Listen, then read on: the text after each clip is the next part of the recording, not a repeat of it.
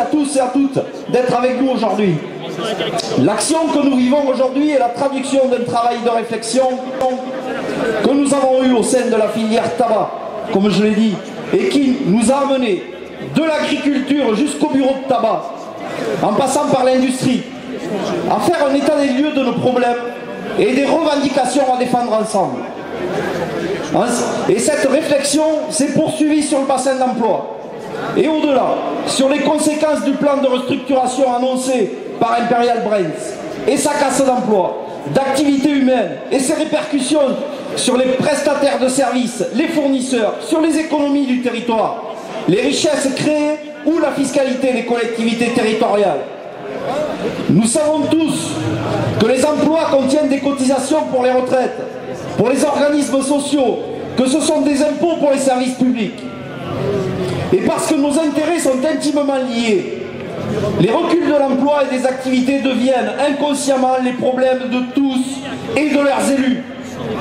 Sans doute sommes-nous insuffisamment attentifs aux signaux d'alerte qui touchent d'autres entreprises, d'autres catégories socio-professionnelles.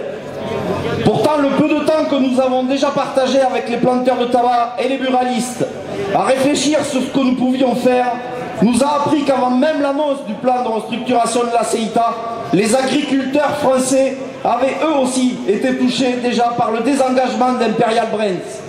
Imperial Brands ne leur prendra plus leur tabac pour produire leurs cigarettes. Plus de 1500 par nos exploitations agricoles vivent de cette activité, regroupées dans des coopératives.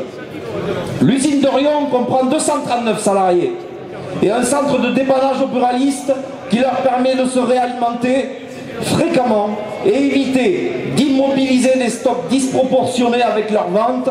Ce sera des coûts supplémentaires pour eux demain. 30% des bureaux de tabac pourraient ne pas survivre à l'arrêt du dépannage. Alors lorsqu'on entend le président de la Cour des comptes les traiter de privilégiés pour mieux justifier l'ouverture de la vente du tabac à n'importe quelle petite ou moyenne surface, on ne peut qu'être scandalisé devant les risques de diffusion tout azimut du tabac, que les buralistes, eux, contrôlent particulièrement envers les jeunes. Où se situe l'action contre le tabagisme dans cette logique unique de remonter de gros sous vers les caisses de l'État en négligeant les réseaux parallèles et les profits délirants des multinationales du tabac qui les aspirent et laissent ensuite tomber les populations? Malheureusement, cette logique financière est visible, y compris sur notre territoire, avec les valses hésitations sur la recherche chez MSD, la fin du rechappage chez Michelin, la délocalisation d'emplois administratifs chez Cooper. Cependant, l'actualité montre aussi que la ténacité de salariés, comme ceux des ACC, entourés et encouragés par une solidarité durable, peut donner des résultats positifs. Nous avons souvent participé aux actions nombreuses menées par ces salariés et leurs organisations syndicales. Nous avons aujourd'hui la sensation de partager leur succès. L'action des CEITA et des planteurs de tabac, directement concernés par les plans annoncés et l'appui des buralistes, a besoin de la solidarité des habitants pour porter le projet alternatif qui montre qu'on peut faire reculer le tabagisme en utilisant toutes les compétences de la filière. Les agriculteurs français sont soumis à des normes sanitaires, sociales et environnementales et ont déjà expérimenté des cultures sobres en produits de toute nature et ne produisent que 1/6 à peine de ce qui est fumé en France, soit 7500 tonnes par an contre 50 000 tonnes pour l'Italie, par exemple.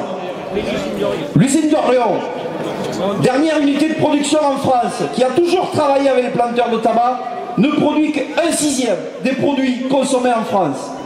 Ce n'est pas sa fermeture qui empêchera les fumeurs de s'approvisionner, mais elle supprimera des centaines d'emplois dans l'agriculture, dans le milieu industriel et commercial.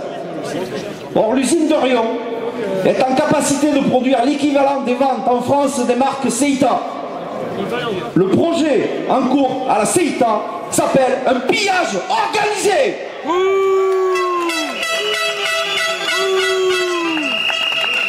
Derrière les emplois, il n'y a pas que l'économie.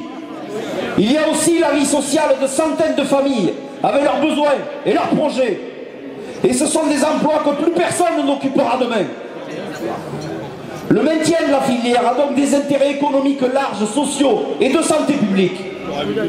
Entre le centre de contrôle et d'analyse de Fleury-les-Aubrais, les compétences des agriculteurs et celles de l'usine de Riom, le produit peut être tracé sur son parcours. Il peut être rendu le moins nocif possible de la plante à la fabrication et mis sous surveillance permanente par le centre de Fleury-les-Aubrais, qui est en capacité d'assurer le contrôle de tous les produits importés. La filière tabac peut donc accompagner le recul du tabagisme et poursuivre le tracé du produit avec Logista, filiale d'Imperial Brands, qui bénéficie d'un monopole de distribution en gros jusqu'à la vente au bureau de tabac. Dans leur intérêt, il est donc nécessaire de s'attaquer aux achats transfrontaliers en harmonisant les prix du tabac en Europe. La préservation de la filière tabac est donc l'affaire de A à Z de l'État français. Le gouvernement, quel qu'il soit, doit reprendre la main. Il peut, pour stopper le plan de restructuration, faire jouer le principe de précaution sur la question de santé publique et organiser une table ronde entre les acteurs de la filière, le corps médical et les organismes contre le tabagisme. Continuons à nous rassembler sur la base de tous les intérêts convergents et de toutes les batailles en cours pour la réindustrialisation des territoires et la défense des emplois.